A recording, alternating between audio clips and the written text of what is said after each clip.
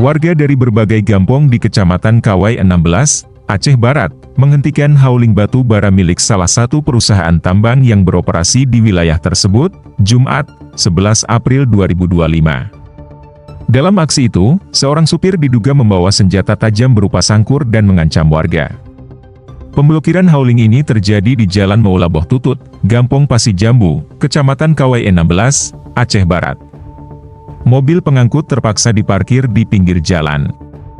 Puluhan warga tidak mengizinkan kendaraan lewat sampai pihak perusahaan menyetujui beberapa tuntutan mereka. Ketua Tim Pansus Pertambangan dan Aset DPRK Aceh Barat, Ramli, yang berada di lokasi mengatakan pemblokiran ini sudah lama hendak dilakukan. Namun, saat pemberhentian dilakukan, ditemukan pula seorang sopir kendaraan yang membawa senjata tajam. Warga sudah mulai menghindar. Saya datang lalu mengamankan senjata tajam itu. Saya sempat juga dipegang dari belakang. Saya duga pisau ini sengaja dibawa oleh sopir, kata Ramli di lokasi. Informasi yang dihimpun AJNN, pemberhentian dilakukan warga pada Jumat, 11 April 2025 sejak lebih kurang pukul 20.30 waktu Indonesia Barat. Namun, adu mulut sempat terjadi antara sopir dan warga.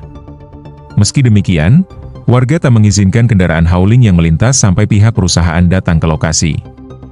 Ramli menuturkan, ancaman dari sopir yang membawa sangkur tak boleh dibiarkan.